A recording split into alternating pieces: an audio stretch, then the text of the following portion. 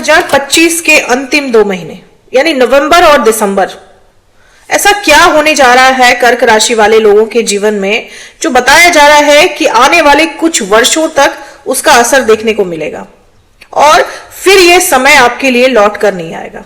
मैं हूं एस्ट्रोलॉजर मीनाक्षी और आज के इस वीडियो में बहुत बहुत स्वागत है आप सभी कर्क राशि वाले जातकों का, यानी कैंसर ज़ोडिएक का। नवंबर 2025 और दिसंबर 2025 ये 2 महीने आपके जीवन की वो बुनियाद रखने जा रहे हैं जो आने वाले कई वर्षों तक आपके जीवन की कई घटनाओं को निर्धारित करेंगे। दोस्तों, बृहस्पति जो कि आपकी राशि में उच्च के होते हैं और 18 अक्टूबर से आपकी राशि में ही है, 11 नवंबर को बृहस्पति देव आपकी राशि में वक्री हो जाएंगे और 5 दिसंबर तक, जब तक कर्क राशि में बृहस्पति देव रहेंगे, वो वक्र अवस्था में ही रहेंगे। बहुत महत्वपूर्ण है ये 2 महीने आपके लिए, क्योंकि फिर बृहस्पति देव कई वर्षों के बाद ही आपके राशि में आएंगे। तो ये 2 महीने आपके आने वाले भविष्य की नींव रख सकते हैं। इन 2 महीनों में आप हेल्थ ओरिएंटेड हो जाएंगे, यानी अपनी सेहत के प्रति, अपने आप के प्रति जिम्मेदार हो जाएंगे। आप अपना ध्यान रखना शुरू करेंगे। अब आप जान जाएंगे कि अपना ध्यान रखना सबसे जरूरी है, क्योंकि जब तक आप ठीक नहीं है कुछ भी आपके जीवन में सही नहीं हो सकता। अपनी फिजिकल और मेंटल हेल्थ पर आप अब ज्यादा ध्यान देंगे और यही वजह है कि आपकी पर्सनालिटी में, आपकी फिजिकल पर्सनालिटी में एक अट्रैक्शन आ जाएगा। लोग इससे प्रभावित होंगे, आपकी तरफ खींचेंगे, आपकी तरफ आकर्षित होंगे। आपकी हेल्थ अच्छी रहेगी, सही रहेगी, मेंटल हेल्थ भी और आपकी फिजिकल हेल्थ। गोल ओरिएंटेड हो जाएंगे अपने गोल के प्रति, अपने जीवन के लक्ष्य के प्रति। अब आपका ध्यान सबसे ज्यादा समर्पित रहेगा। आप डाइवर्टेड नहीं रहेंगे, आप कंफ्यूज नहीं रहेंगे। अब आपको पता है कि आपको जीवन में क्या करना है और आप उसी दिशा में बढ़ेंगे आगे और कुछ बहुत बड़ा अचीव करेंगे आप 2026 में, जिसकी नींव आप इस 2 महीने में रखने वाले हैं। 16 नवंबर को जैसे ही सूर्य देव आपके 5वें भाव में प्रवेश करेंगे, सूर्य की नीचता खत्म हो जाएगी और वृश्चिक राशि में सूर्य को साथ मिलेगा मंगल का। सूर्य और मंगल की युति बनेगी आपके 5वें भाव में और 26 नवंबर से शुक्र भी आ जाएंगे आपके 5वें भाव में। ये स्थिति बहुत ही अच्छी स्थिति मानी जा सकती है आपके इन्वेस्टमेंट के लिए, आपके सेविंग के लिए। अगर आप ट्रेडिंग करते हैं, शेयर ट्रेडिंग करते हैं, तो आपको अचानक ही बहुत बड़ा लाभ हो सकता है। आपके इन्वेस्टमेंट से आपको लाभ हो सकता है। आपके कार्य से, जो आप कार्य करते हैं, आपके बिजनेस से आपको लाभ हो सकता है, क्योंकि आपके 10वें भाव के स्वामी है मंगल देव और आपके 5वें भाव में बैठे हुए हैं, यानी केंद्र भाव के स्वामी त्रिकोण में बैठे हुए हैं और यहां पर उनको साथ मिल जाएगा सूर्य का, जो कि आपके धन भाव के स्वामी है। तो धन लाभ होगा आपको, आपके कार्य से, जो काम आप करते हैं उससे धन लाभ होगा। अगर आप इन्वेस्टमेंट करते हैं, शेयर मार्केट से जुड़े हुए हैं, शेयर ट्रेडिंग करते हैं, तो भी आपको लाभ होगा और सेविंग भी आप करेंगे। अपने फ्यूचर के लिए आप कुछ प्लानिंग करेंगे, कुछ सेविंग करेंगे। अपने फ्यूचर प्लानिंग को लेकर आप सीरियस रहेंगे। जैसे मैंने बताया कि आप गोल ओरिएंटेड रहेंगे। आने वाले कई वर्षों की प्लानिंग अब आप कर लेंगे। इसी वर्ष, इसी 2 महीने में आप आने वाले कई वर्षों की प्लानिंग करेंगे और कर्मबद्ध तरीके से अब आप अपने जीवन की दिशा में आगे बढ़ेंगे। आपको अब डायरेक्शन मिल जाएगा कि आपको आगे करना क्या है। अभी तक आप कंफ्यूज थे, डायरेक्शन लेस थे, आपको समझ में नहीं आ रहा था कि मुझे आगे जीवन में क्या करना है, नहीं करना है, बिल्कुल कंफ्यूज थे आप। लेकिन अब आपकी ये स्थिति नहीं रहेगी। आपको पता है कि आपको किस डायरेक्शन में आगे बढ़ना है। अपने भविष्य के लिए आप सेविंग कर सकते हैं, म्यूचुअल फंड में इन्वेस्ट कर सकते हैं। इस तरह की प्लानिंग, आप लॉन्ग टर्म प्लानिंग कर सकते हैं, क्योंकि आने वाले कुछ समय, कुछ वर्ष आपके लिए बहुत महत्वपूर्ण है।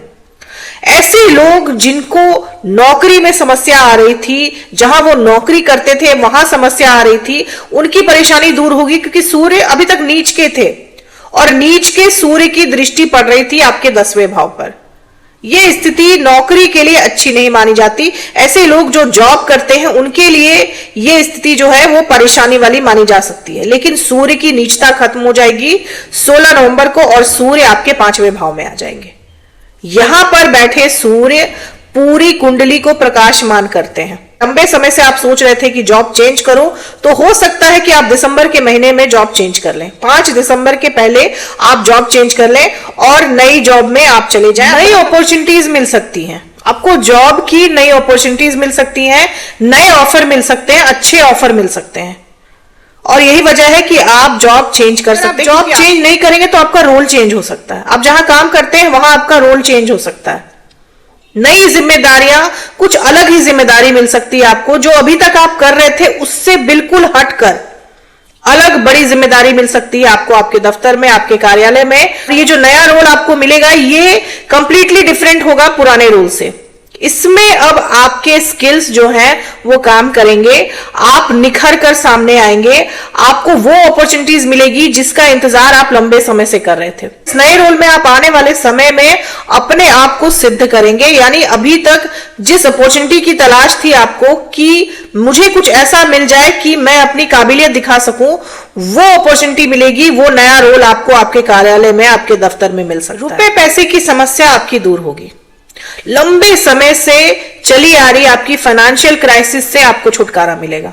आमदनी के नए स्रोत मिल सकते हैं आपको, आपके आय के स्रोत बढ़ सकते हैं। कई स्रोतों से इनकम आ सकती है आपके पास, एक नहीं एक से अत्यधिक स्रोतों से इनकम, आमदनी आ सकती है आपके पास, क्योंकि शनि भी मार्गी हो जाएंगे 27 नवंबर को। यात्राओं का योग बन रहा है। लंबी दूरी की यात्रा आप जरूर करेंगे, अपने परिवार के साथ या फिर अकेले, लेकिन लंबी दूरी की यात्रा करेंगे आप। और हो सकता है ये यात्रा धार्मिक हो, क्योंकि आपके 9वें भाव में शनि मार्गी हो रहे हैं।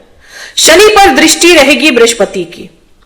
यह स्थिति बहुत अच्छी है आपके वैवाहिक जीवन के लिए, क्योंकि शनि आपके 7वें भाव के स्वामी हैं और 7वें भाव के स्वामी वक्री चल रहे थे आपके 9वें भाव में। कहीं ना कहीं वैवाहिक जीवन में समस्याएं चल रही होंगी, परेशानियां चल रही होंगी, क्योंकि जब आपके 7th लॉर्ड 7वें भाव के स्वामी ही वक्री हो जाए तो फिर वैवाहिक जीवन बिल्कुल तहस नहस हो जाता है। वैवाहिक जीवन में बहुत सारी समस्याएं आ जाती हैं। अब 27 नवंबर के बाद ये समस्याएं आपकी दूर होंगी। 27 नवंबर के बाद आपके वैवाहिक जीवन की समस्याएं दूर होंगी, जैसे ही शनि मार्गी होंगे और शनि पर दृष्टि रहेगी बृहस्पति की, उच्च के बृहस्पति की दृष्टि रहेगी शनि पर, तो आपके वैवाहिक जीवन में जो भी कष्ट हैं वो दूर होंगे। उच्च शिक्षा के भी योग बनेंगे, क्योंकि आपके 5वें भाव में सूर्य, मंगल और शुक्र ये तीनों ग्रह रहेंगे और आपके 9वें भाव में शनि रहेंगे और शनि मार्गी हो जाएंगे। उच्च शिक्षा के योग बनेंगे, आप उच्च शिक्षा की ओर आगे बढ़ सकते हैं। संतान प्राप्ति के भी योग बनेंगे, क्योंकि 5वां भाव सूर्य का भाव है। काल पुरुष की कुंडली में सूर्य 5वें भाव के मालिक होते हैं और सूर्य 5वें भाव में आ जाएंगे आपके। संतान प्राप्ति के प्रबल योग बनेंगे, खासकर पुत्र प्राप्ति के योग आपके बनेंगे, क्योंकि सूर्य रहेंगे और उनके साथ मंगल भी रहेंगे। दोनों ही मेल प्लैनेट्स हैं और उन पर दृष्टि पड़ेगी बृहस्पति की, तो पुत्र प्राप्ति के योग बहुत ज्यादा प्रबल हो जाएंगे आप कर्क राशि वाले लोगों के लिए। लेकिन दोस्तों, इन सब चीजों में जो सबसे बड़ी चुनौती होगी आपके लिए वो होगा आपका पारिवारिक जीवन। केतु आपके 2 भाव में है और राहु आपके 8वें भाव में है। ये दोनों ही ग्रह आपके पारिवारिक जीवन में चुनौतियां खड़ी कर सकते हैं। आपके फैमिली में डिस्प्यूट रह सकता है, आप डिस्कनेक्टेड रह सकते हैं अपने कुटुंब से। अचानक ही आप अपने लोगों से डिस्कनेक्टेड हो जाएंगे, अपने रिश्तेदारों से, नजदीकी रिश्तेदारों से आप डिस्कनेक्ट हो सकते हैं, बिल्कुल डिस्कनेक्ट हो सकते हैं, आप उनसे कट सकते हैं, बहुत लंबे समय के लिए कट जाएंगे आप अपने नजदीकी रिश्तेदारों से। तो इस तरह की परिस्थिति बना रहे हैं राहु केतु आपके 2 और 8वें भाव में बैठकर। खासकर छोटे भाई बहनों से आपके संबंध खराब हो सकते हैं, अपने ही छोटे भाई बहनों से आपके संबंध खराब हो सकते हैं, या फिर अपने कजन से, रिलेटिव से आपके संबंध खराब हो सकते हैं। रिश्तेदारों की वजह से आपकी मेंटल पीस डिस्टर्ब रह सकती है।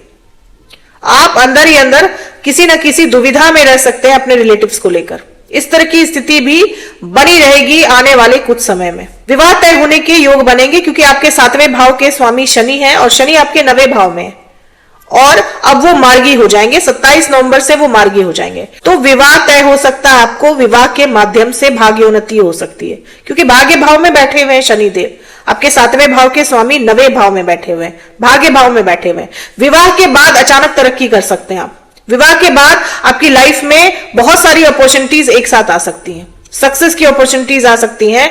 तो इस तरह के योग बनाएंगे शनिदेव, क्योंकि बृहस्पति की भी दृष्टि रहेगी शनि पर। आपके 5वें भाव में शुक्र रहेंगे, हालांकि सूर्य के साथ रहेंगे, लेकिन सूर्य, मंगल और शुक्र की युति है। लव लाइफ के लिए बहुत अच्छी मानी जा सकती है ये युति। आप और आपके पार्टनर के बीच में अट्रैक्शन बना रहेगा, फिजिकल मेंटल अट्रैक्शन बना रहेगा, लेकिन ईगो प्रॉब्लम रह सकती है। आपकी लव लाइफ में ईगो प्रॉब्लम जरूर रहेगी, क्योंकि सूर्य है यहां पर, शुक्र के साथ सूर्य है और सूर्य एग्रेसिव है, सूर्य ईगो है, तो कहीं ना कहीं आपके लव लाइफ में ईगो बैटल रह सकती है। आपके और आपके प्रेमी या प्रेमिका के बीच में ईगो की लड़ाई रह सकती है, लेकिन फिजिकल मेंटल अट्रैक्शन रहेगा। लव मैरिज की भी संभावना बन रही है, क्योंकि मंगल और शुक्र दोनों ही 5वें भाव। कर्जों से मुक्ति मिल सकती है आपको, कर्जे आपके समाप्त हो सकते हैं।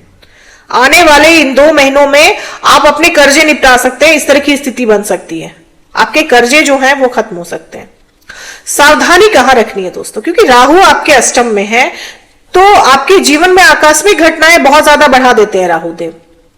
आकस्मिक ही यात्रा करनी पड़ सकती है, जो यात्रा आप नहीं करना चाहते हैं वो भी करनी पड़ सकती है। आकस्मिक ही कोई अच्छी या बुरी खबर आ सकती है आपके जीवन में, आकस्मिक कोई दुर्घटना हो सकती है। तो इस तरह की संभावनाओं को राहु अष्टम में बढ़ा देते हैं। अष्टम भाव सीक्रेट का होता है, छुपी हुई चीजों का होता है। तो अगर आप किसी सीक्रेट रिलेशनशिप में हैं तो आपकी बदनामी भी हो सकती है, क्योंकि सूर्य और शुक्र की युति भी बन रही है आपके 5वें भाव में और आपके अष्टम भाव में राहु बैठे हुए हैं। तो कहीं ना कहीं ये स्थिति आपके सीक्रेट रिलेशनशिप की वजह से आपको मुसीबत में डाल सकती है, आपको परेशानी हो सकती है, बदनामी हो सकती है आपकी। ससुराल पक्ष से नुकसान हो सकता है। ससुराल वालों से किसी भी तरह का कोई गिफ्ट आपको नहीं लेना चाहिए, खासकर बिजली का उपकरण आपको नहीं लेना चाहिए। ससुराल वालों से अगर आप इस तरह की चीजें लेते हैं तो भी आपकी लाइफ में दिक्कतें आ सकती हैं। जहां तक हो सके ससुराल पक्ष से संबंध सुधार कर रखें, नहीं तो ससुराल वाले आपके जीवन में मुसीबतें खड़ी कर सकते हैं। अष्टम भाव में बैठा राहु आपके ससुराल पक्ष को ज्यादा हावी कर देता है आप पर, तो इस तरह की चीजों से आप परेशान रह सकते हैं और इन चीजों में आपको सावधानी भी रखनी है। उपाय आपको क्या करना चाहिए? राहु केतु के बीज मंत्र का जाप आपको जरूर करना चाहिए, खासकर शनिवार के दिन आपको जरूर करना चाहिए, क्योंकि राहु केतु की स्थिति अभी आपकी कुंडली में अच्छी नहीं बनी हुई है। तो राहु केतु के बीज मंत्र का जाप आप करें। इसके अलावा आप सोमवार के दिन शिवलिंग पर जल जरूर चढ़ाएं। ऐसा करने से कर्क राशि वाले लोगों को बहुत लाभ होता है। तो दोस्तों ये थी मेरी एनालिसिस कर्क राशि वाले जातकों के लिए नवंबर और दिसंबर के महीने की। करती हूँ कि वीडियो से आप लोगों को काफी हेल्प मिली होगी। अगर वीडियो से हेल्प मिली हो तो चैनल को सब्सक्राइब करें, लाइक करें, शेयर करें, कमेंट करें और बेल आइकन जरूर दबा दें दोस्तों। तब तक के लिए जय माता दी, जय श्री राम।